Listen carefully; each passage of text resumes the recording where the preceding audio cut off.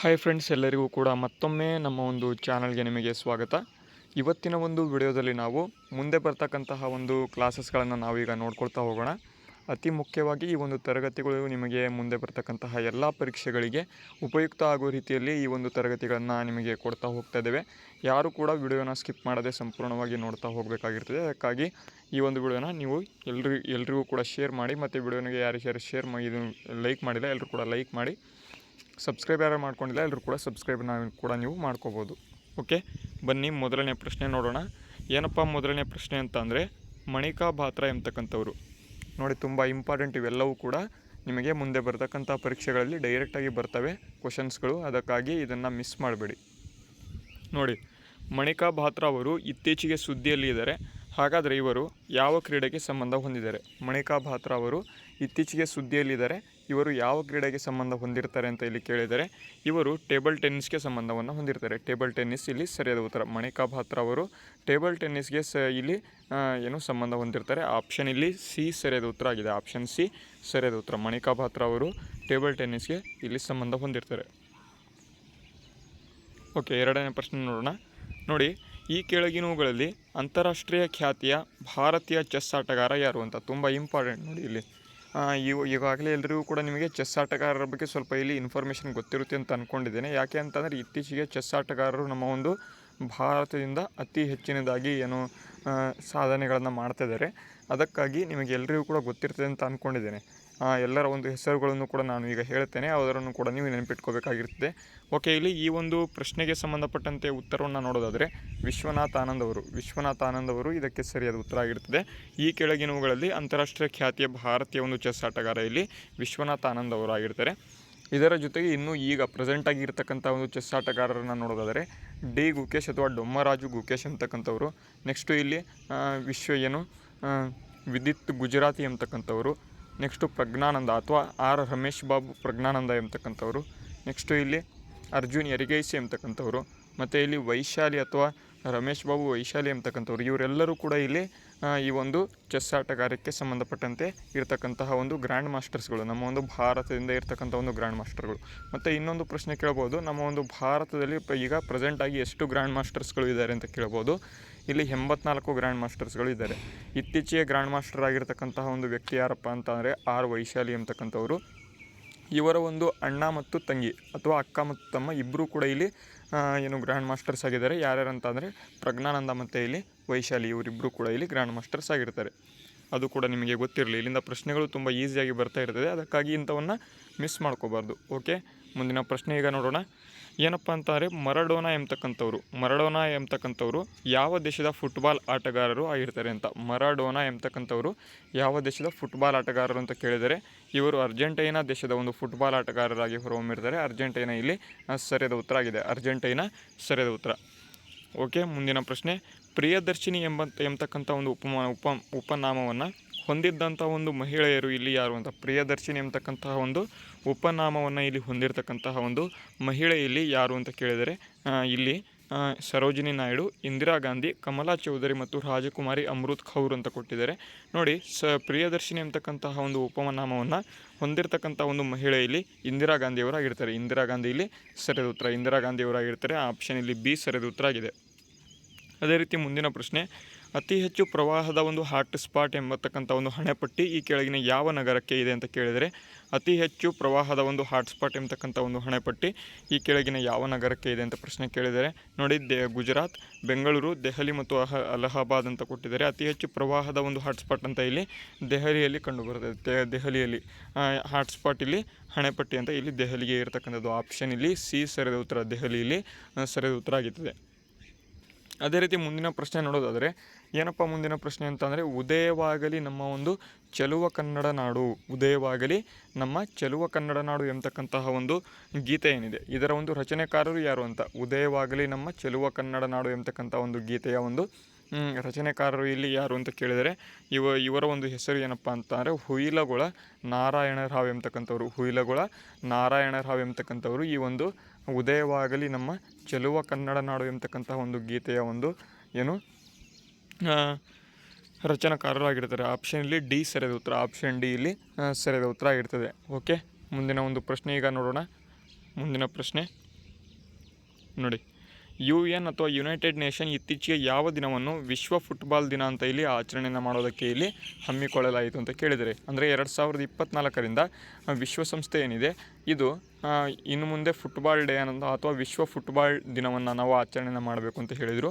ಹಾಗಾಗಿ ಮೇ 25ರಂದು ಈ ಒಂದು ವರ್ಲ್ಡ್ ಫುಟ್ಬಾಲ್ ಡೇಯನ್ನು ಆಚರಣೆಯನ್ನು ಮಾಡಬೇಕು ಅಂತ ಇಲ್ಲಿ ಹಮ್ಮಿಕೊಳ್ಳಲಾಯಿತು. ಆಪ್ಷನ್ ಇಲ್ಲಿ ಬಿ ಸರಿಯಾದ ಉತ್ತರ. ಇದನ್ನು 2024ರಿಂದ ಅಂದರೆ ಇದೇ ವರ್ಷದಿಂದ ಪ್ರಪ್ರಥಮ ಬಾರಿಗೆ ಇಲ್ಲಿ ಆಚರಣೆಯನ್ನು ಮಾಡ್ಕೊಳ್ತಾ ಹೋಗ್ತಾ ಇದ್ದಾರೆ. ಪ್ರಶ್ನೆ ಈ ರೀತಿಯಾಗಿ ಡೈರೆಕ್ಟಾಗಿ ಬರುತ್ತೆ. ಯಾಕೆ ಅಂತ ಅಂದರೆ ಈ ವರ್ಷ ಆಚರಣೆ ಮಾಡ್ತಕ್ಕಂತಹ ಒಂದು ಈ ಒಂದು ದಿನ ಇರ್ತಕ್ಕಂಥದ್ದು. ಅದಕ್ಕಾಗಿ ಇದನ್ನು ನೆನ್ಪಿಟ್ಕೊಳ್ಳಿ, ವಿಶ್ವ ಫುಟ್ಬಾಲ್ ದಿನ ಅಂತ ಇಲ್ಲಿ ಮೇ 25ರಂದು ಆಚರಣೆಯನ್ನು ಮಾಡ್ತೇವೆ. ಆಪ್ಷನ್ ಇಲ್ಲಿ ಬಿ ಸರಿಯಾದ ಉತ್ತರ ಆಗಿದೆ. ಓಕೆ, ಮುಂದಿನ ಪ್ರಶ್ನೆ ನೋಡೋಣ. ವಿಜಾತಿಯ ಒಂದು ಸಂಯುಕ್ತಾಕ್ಷರ ಇಲ್ಲಿ ಹೊಂದಿರತಕ್ಕಂಥ ಒಂದು ಪದ ನೋಡಿ, ತುಂಬ ಇಂಪಾರ್ಟೆಂಟ್ ಇದು. ವಿಜಾತಿ ಸಂಯುಕ್ತಾಕ್ಷರ ಅಂತ ಅಂದರೆ ಇಲ್ಲ ಅಂತ ಇಲ್ಲಿ ಕೊಟ್ಟಿದ್ದಾರೆ. ನೋಡಿ, ಇಲ್ಲಿ ಲಾಗೆ ಲಾವತ್ತಿತ್ತು ಅಂತ ಅಂದರೆ ಅದು ಸಜಾತಿ ಸಂಯುಕ್ತಾಕ್ಷರ ಪದ ಆಗಿರ್ತದೆ. ವಿಜಾತಿ ಅಂತ ಅಂದರೆ ಲಾಗೆ ಬೇರೆ ಏನಾದರೂ ಬಂತು ಅಂತ ನೋಡಿ, ಇಲ್ಲಿ ಸ್ಫೋಟಿಸು ಎಂಬತಕ್ಕಂಥದ್ದು ಇದೆ. ಸಾಗೆ ಸಾವತ್ತಿಲ್ಲ, ಇಲ್ಲಿ ಪಾವತ್ತಿದೆ, ಅದಕ್ಕಾಗಿ ಸ್ಫೋಟಿಸು ಇದು ವಿಜಾತಿಯ ಸಂಯುಕ್ತಾಕ್ಷರ ಪದ. ಆಪ್ಷನ್ ಇಲ್ಲಿ ಸಿ ಸರಿಯಾದ ಉತ್ತರ. ಇವೆಲ್ಲವೂ ಕೂಡ ಈಸಿಯಾಗಿ ಇರ್ತವೆ, ಆದರೆ ನಿಮಗೆ ಮುಂದೆ ಬರ್ತಕ್ಕಂಥ ಒಂದು ಪರೀಕ್ಷೆಗಳಲ್ಲಿ ಅಲ್ಲಿ ಪ್ರಶ್ನೆ ಪತ್ರಿಕೆಯಲ್ಲಿ ಬಂದಾಗ ನಿಮಗೆ ವಿಜಾತಿ ಅಂತ ಅಂದರೆ ಏನು, ಸಜಾತಿ ಅಂತ ಅಂದರೆ ಏನು ನೆನಪಾಗೋದಿಲ್ಲ. ಅದಕ್ಕಾಗಿ ಇದು ಕೂಡ ನೆನ್ಪಿಟ್ಕೊಳ್ಳಿ, ನಿಮಗೆ ಪ್ರಶ್ನೆಗಳು ಇಲ್ಲಿ ಮುಂದೆ ಬರ್ತಾ ಹೋಗ್ತದೆ. ನೋಡಿ, ಮುಂದೆ ಬರ್ತಕ್ಕಂತಹ ದಿನಗಳಲ್ಲಿ ಕನ್ನಡ ತರಗತಿಗಳನ್ನು ನಾನು ತೆಗೆದುಕೊಂಡು ಹೋಗ್ತೇನೆ. ಯಾಕೆ ಅಂತ ಅಂದರೆ ನಿಮಗೆ ಕನ್ನಡದಲ್ಲೂ ಕೂಡ ಇಲ್ಲಿ 30ರಿಂದ 35 ಪ್ರಶ್ನೆಗಳಲ್ಲಿ ಡೈರೆಕ್ಟಾಗಿ ಬರ್ತವೆ. ಅದಕ್ಕಾಗಿ ಕನ್ನಡ ತರಗತಿಗಳನ್ನು ಕೂಡ ನಾವು 2ರಿಂದ 3 ದಿನ ಇಲ್ಲಿ ಮಾಡೋಣ.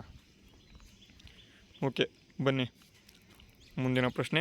ಇತ್ತೀಚಿನ ಒಂದು ವರದಿ ಪ್ರಕಾರ ಈ ಕೆಳಗಿನ ಯಾವ ಸಂಸ್ಥೆ ಭಾರತದ ಒಂದು ಅತ್ಯುತ್ತಮ ಕಾರ್ಯನಿರ್ವಹಿಸ್ತಾ ಇರತಕ್ಕಂಥ ಒಂದು ಸಂಸ್ಥೆಯಾಗಿದೆ ಅಂತ ಕೇಳಿದರೆ, ಇತ್ತೀಚಿನ ವರದಿ ಪ್ರಕಾರ ಈ ಕೆಳಗಿನ ಯಾವ ಸಂಸ್ಥೆ ಭಾರತದ ಅತ್ಯುತ್ತಮ ಕಾರ್ಯನಿರ್ವಹಣೆ ಮಾಡ್ತಾ ಇರತಕ್ಕಂಥ ಒಂದು ಸಂಸ್ಥೆ ಅಂತ ಇಲ್ಲಿ IIM ಅಹಮದಾಬಾದ್ ಏನಿದೆ ಇದು ಇತ್ತೀಚೆಗೆ ಇರತಕ್ಕಂಥ ಒಂದು ಅತಿ ಹೆಚ್ಚಿನದಾಗಿ ಕಾರ್ಯನಿರ್ವಹಣೆ ಮಾಡ್ತಾ ಇರತಕ್ಕಂಥ ಒಂದು ಸಂಸ್ಥೆ. ಇದು ಎಲ್ಲಿದೆ ಅಂತ ನಮಗೆ ಪ್ರಶ್ನೆ ಕೇಳಿದರೆ ಇದು ಗುಜರಾತ್ನಲ್ಲಿ ಇದೆ. ಗುಜರಾತ್ನ ಒಂದು ಅಹಮದಾಬಾದ್ನಲ್ಲಿ ಇದೆ. ನೆಕ್ಸ್ಟು ಇಲ್ಲಿ ಈಗ ರೀಸೆಂಟಾಗಿ ಒಂದು IIM ಫಾರ್ಮೇಷನ್ ಆಯಿತು. ಅದೆಲ್ಲಪ್ಪ ಆಯಿತು ಅಂತ ಅಂದರೆ ನಾರ್ತ್ ಈಸ್ಟರ್ನ್ ಅಥವಾ ಉತ್ತರ ಪೂರ್ವ ಭಾಗದಲ್ಲಿ ಇಲ್ಲಿ ಆಯಿತು. ಆ ಒಂದು ಉತ್ತರ ಪೂರ್ವ ಭಾಗದಲ್ಲಿ ಇರ್ತಕ್ಕಂಥ ಒಂದು ಪ್ರಪ್ರಥಮ ಒಂದು IIM ಯಾವುದಪ್ಪ ಅಂತ ಅಂದರೆ IIM ಶಿಲ್ಲಾಂಗ್ ಎಂಬತಕ್ಕಂಥದ್ದು. IIM ಶಿಲ್ಲಾಂಗ್ ಏನಿದೆ ಇದು 2007ರಲ್ಲಿ ಫಾರ್ಮೇಷನ್ ಆಗಿದೆ. ನೆಕ್ಸ್ಟು ಈಗ ಇನ್ನೊಂದು ಮಾಡ್ತಿದ್ದಾರೆ IIM ಗುವಾಹಟಿ ಅಂತ. ಇದನ್ನು 2024ರಲ್ಲಿ ಇನ್ಮೇಲೆ ಕನ್ಸ್ಟ್ರಕ್ಷನ್ ಮಾಡಿ ಅದನ್ನು ಕೂಡ ಮಾಡೋಣ ಅಂತ ಕೊಟ್ಟಿದ್ದಾರೆ. ಅದಕ್ಕೆ ಟ್ರೈನಿಂಗನ್ನು ಈ ಒಂದು IIM ಅಹಮದಾಬಾದ್ ಅವರು ಕೊಡ್ತಾ ಇದ್ದಾರೆ. ಅದಕ್ಕಾಗಿ ಅದು ಕೂಡ ನಿಮಗೆ ಗೊತ್ತಿರಲಿ, ಪ್ರಶ್ನೆ ಇಲ್ಲಿಂದನೂ ಕೂಡ ಬರುವಂಥ ಒಂದು ಸಾಧ್ಯತೆಗಳು ಇರ್ತದೆ. ನೆಕ್ಸ್ಟು ಈ ಒಂದು ಪ್ರಶ್ನೆಗೆ ಆನ್ಸರ್ ನೋಡೋದಾದರೆ ಅದು IIM ಅಹಮದಾಬಾದ್ ಎಲ್ಲರಿಗೂ ಕೂಡ ಗೊತ್ತಿದೆ. ಓಕೆ, ಮುಂದಿನ ಪ್ರಶ್ನೆ. ಜ್ಞಾನಪೀಠ ಪ್ರಶಸ್ತಿ ಪಡೆದ ಚಂದ್ರಶೇಖರ್ ಕಂಬಾರನ ಒಂದು ಜನ್ಮಸ್ಥಳ ಇಲ್ಲಿ ಯಾವುದು ಅಂತ ಕೇಳಿದರೆ, ಚಂದ್ರಶೇಖರ್ ಕಂಬಾರ್ ಅವರ ಜನ್ಮಸ್ಥಳ ಇಲ್ಲಿ ಯಾವುದು ಅಂತ ಪ್ರಶ್ನೆ ಕೇಳಿದರೆ, ಜ್ಞಾನಪೀಠ ಪ್ರಶಸ್ತಿ ಪುರಸ್ಕೃತರು ಅವರ ಒಂದು ಜನ್ಮಸ್ಥಳ ಬೆಳಗಾವಿ ಜಿಲ್ಲೆಯ ಒಂದು ಘೋಡಗೇರಿ ಎಂಬತಕ್ಕಂತಹ ಒಂದು ಪ್ರದೇಶ. ಬೆಳಗಾವಿ ಜಿಲ್ಲೆಯ ಘೋಡಗೇರಿ ಎಂಬತಕ್ಕಂಥ ಒಂದು ಪ್ರದೇಶ. ಆಪ್ಷನ್ ಇಲ್ಲಿ ಎ ಸರಿಯಾದ ಉತ್ತರ ಆಗಿದೆ. ಅದೇ ರೀತಿ ಮುಂದಿನ ಪ್ರಶ್ನೆ. ತೆಲಂಗಾಣ ರಚನಾ ದಿನವನ್ನು ಯಾವ ದಿನಾಂಕದಂದು ಆಚರಣೆಯನ್ನು ಮಾಡ್ತೇವೆ ಅಂತ ನೋಡಿ, ತೆಲಂಗಾಣ ರಚನಾ ದಿನವನ್ನು ನಾವು ಪ್ರತಿ ವರ್ಷ ಜೂನ್ 2ರಂದು ಆಚರಣೆಯನ್ನು ಮಾಡ್ತೇವೆ.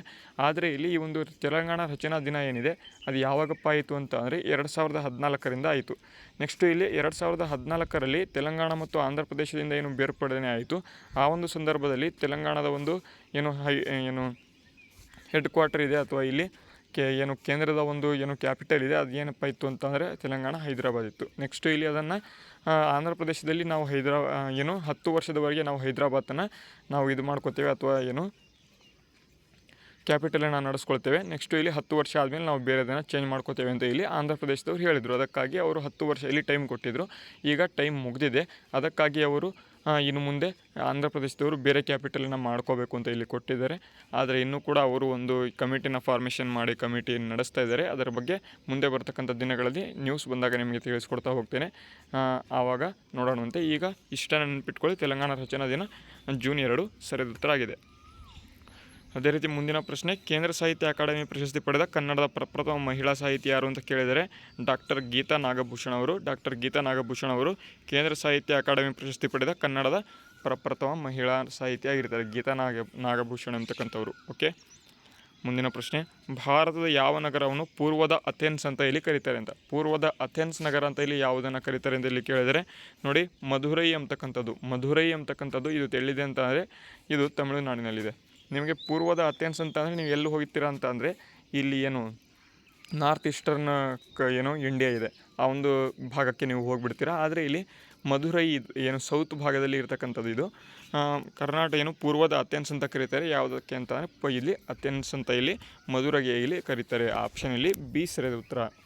ಅದೇ ರೀತಿ ಮುಂದಿನ ಪ್ರಶ್ನೆ, ಈ ಕೆಳಗಿನ ಕರ್ನಾಟಕದ ಯಾವ ಜಿಲ್ಲೆಯಲ್ಲಿ ಕರ ನಿರಾಕರಣೆಯಲ್ಲಿ ಸತ್ಯಾಗ್ರಹ ನಡೆದಿದೆ ಅಂತ. ಕರ ನಿರಾಕರಣೆ ಸತ್ಯಾಗ್ರಹ ಅಂತ ಅಂದರೆ ಟ್ಯಾಕ್ಸ್ಗೆ ಸಂಬಂಧಪಟ್ಟಂತೆ ನಾವು ಟ್ಯಾಕ್ಸ್ ಕಟ್ಟೋದಿಲ್ಲ ಅಂತ ಇಲ್ಲಿ, ಇದಕ್ಕೆ ಸಂಬಂಧಪಟ್ಟಂತೆ ಸತ್ಯಾಗ್ರಹ ಯಾವ ಜಿಲ್ಲೆಯಲ್ಲಿ ನಡೆದಿದೆ ಅಂತ ಇಲ್ಲಿ ಕೇಳಿದರೆ ಇದು ಉತ್ತರ ಕನ್ನಡ ಜಿಲ್ಲೆಯಲ್ಲಿ ನಡೆದಿರ್ತಕ್ಕಂಥದ್ದು. ಆಪ್ಷನ್ ಇಲ್ಲಿ ಸಿ ಸರಿಯಾದ ಉತ್ತರ. ಓಕೆ, ಇನ್ನು ಕೊನೆಯ ಒಂದು ಪ್ರಶ್ನೆ ನೋಡೋದಾದರೆ, ನೈಟ್ರಿಕ್ ಆಮ್ಲ ಇದಕ್ಕೆ ಪ್ರತಿಕ್ರಿಯೆ ಮಾಡೋದಿಲ್ಲ ಅಂತ ಇಲ್ಲಿ ಕೇಳಿದರೆ ನೈಟ್ರಿಕ್ ಆಮ್ಲ ಇದಕ್ಕೆ ಪ್ರತಿಕ್ರಿಯೆ ಮಾಡೋದಿಲ್ಲ ಅಂತ. ನೋಡಿ, ಇದು ಚಿನ್ನಕ್ಕೆ ಪ್ರತಿಕ್ರಿಯೆ ಮಾಡೋದಿಲ್ಲ. ಚಿನ್ನ ಇಲ್ಲಿ ಸರಿಯಾದ ಉತ್ತರ ಆಗಿದೆ. ಚಿನ್ನಕ್ಕೆ ಇಲ್ಲಿ ಪ್ರತಿಕ್ರಿಯೆ ಮಾಡೋದಿಲ್ಲ. ಓಕೆ, ಇವಾಗಿದ್ದು ಇವತ್ತಿನ ಒಂದು ಪ್ರಚಲಿತ ನಿಮಗೆ ಸಂಬಂಧಪಟ್ಟಂತೆ ಇಲ್ಲಿ ತರಗತಿಗಳು. ಈ ಒಂದು ವಿಡಿಯೋ ನಿಮಗೆ ಯೂಸ್ಫುಲ್ ಆಗಿದ್ದರೆ ವಿಡಿಯೋಗೆ ಒಂದು ಲೈಕ್ ಮಾಡಿ, ನಿಮ್ಮ ಎಲ್ಲ ಸ್ನೇಹಿತರೊಂದಿಗೆ ಈ ವಿಡಿಯೋನ ಶೇರ್ ಮಾಡಿದರೆ ಏನೂ ಕೂಡ ಹೋಗೋದಿಲ್ಲ. ಶೇರ್ ಮಾಡಿ. ಓಕೆ, ಈ ಒಂದು ವಿಡಿಯೋನ ಇಲ್ಲಿಗೆ ಮುಗಿಸ್ತಾ ಇದ್ದೇನೆ. ಮುಂದಿನ ವಿಡಿಯೋದಲ್ಲಿ ಸಿಗೋಣ. ಅಲ್ಲಿವರೆಗೂ ಜೈ ಹಿಂದ್, ವಂದೇ ಮಾತರಂ.